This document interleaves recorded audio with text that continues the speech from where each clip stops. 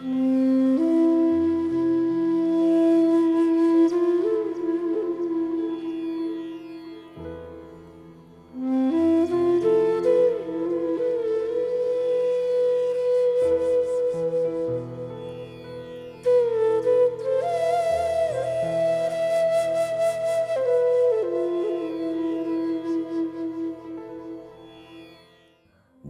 ఎన్నో సవాళ్లతో కూడి ఉంటుంది. మన ప్రణాళికలకు అనుగుణంగా కోరినట్లుగా జరుగుతున్నప్పుడు మనకి సంతోషమేస్తుంది. అదే మనకు విరుద్ధంగా జరిగితే సహజంగానే అసంతృప్తి అనిపిస్తుంది.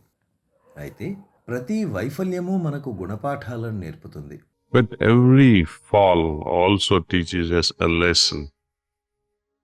Perhaps the lessons which are taught to us by each fall, each disappointment, బహుశా ప్రతి అసంతృప్తి, వైఫల్యము మనకు నేర్పే పాఠాలు అంతా మీకు అనుగుణంగా జరిగినప్పుడు మీరు సంతోషించే సమయంలో నేర్చుకునే దానికన్నా మరింత ఎక్కువగా ఉంటాయి. when I consider them as big teachers, the lessons that I learned from such adverse circumstances are extremely valuable. Try to see from that perspective and see what you have learned from such an episode. That's one way of looking at it. Second, వైఫల్యాలను నేను గొప్ప గురువులుగా భావిస్తాను. అలాంటి ప్రతికూల పరిస్థితుల్లో నేర్చుకునే పాఠాలు ఎంతో విలువైనవి. అలాంటి దృష్టికోణంలో నుండి వాటిని చూసి నేర్చుకునేందుకు ప్రయత్నించండి. రెండవది, జీవితం యొక్క ముఖ్యమైన అంశంపై మీ ధ్యాసను, శ్రద్ధను ఉంచండి. జీవితంలో మనకు వివిధ చిన్న లక్ష్యాలు ఉంటాయి. చిన్నపిల్లవానిగా ఉన్నప్పుడు చిన్న బొమ్మ కార్ల కోసం కొట్లాడతారు. ఇప్పుడు పెద్ద కార్ల కోసం. ఇంకా ముందుకు వెళ్ళాక మీకు ఒక్కరికే కాక ఇంట్లో ప్రతి ఒక్కరికి కారు ఉండాలి అనుకుంటారు. ఇలా మన చిన్న లక్ష్యాలు జీవితంలో ముందుకెళ్లే కొద్దీ మారుతూ ఉంటాయి. అయితే ఒక్కదానిపై మాత్రం శాశ్వతంగా మన ధ్యాస ఉంచాలి. శాశ్వత ఆనందం, శాశ్వత శాంతి. దాన్నే పట్టుకుని ఉండండి. వాటికే అంటి పెట్టుకోండి. try to hold on to that. Remind yourself, what for am I here? Why am I born? Where am I going? నేనిక్కడ ఎందుకున్నాను? నేను ఎందుకు పుట్టాను? నేను ఎక్కడకు వెళుతున్నాను?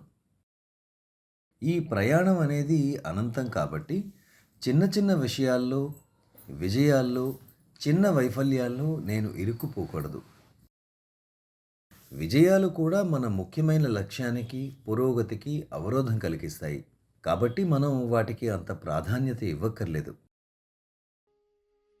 In fact, the stumbling blocks and adverse circumstances remind you of your goal more often than the successful periods.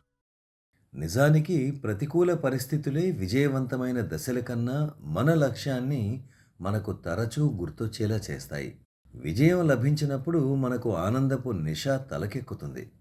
అందుకే గతకాలపు ఋషులు, మునులు జీవితంలో మరిన్ని కష్టాలను ప్రసాదించమని భగవంతుని ప్రార్థించేవారు.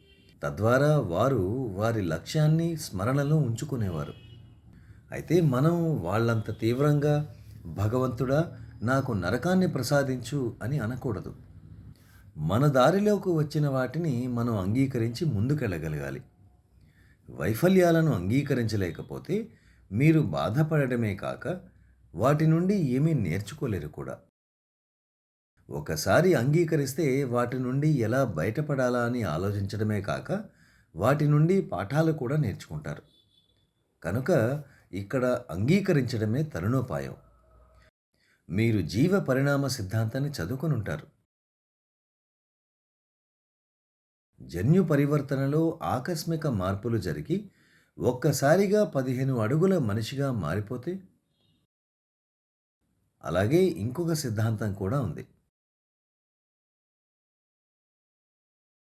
మీరు ఏదైనా ఒక అవయవాన్ని ఉపయోగించకపోతే దాన్ని కాలక్రమేణా పోగొట్టుకుంటారు. There is another theory of evolution called adaptation. అలాగే సహజ సిద్ధ ఎంపిక అని చెప్పబడే ఇంకొక పరిణామ సిద్ధాంతం కూడా ఉంది. మీరు అన్ని పరిస్థితులకు, ముఖ్యంగా తీవ్రమైన ప్రతికూలతలకు మిమ్మల్ని మీరు అనుగుణంగా మార్చుకోకపోతే మనుగడలో ఉండలేరు. జీవనం కష్టమై ఈ గ్రహంపై డైనోసార్లు అయిపోతారు.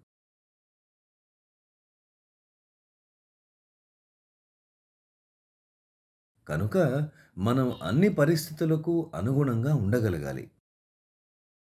వైపరీత్యాలకు తట్టుకోలేనప్పుడు అవి మన పాలిట కృష్ణబిలాలుగా తయారవుతాయి.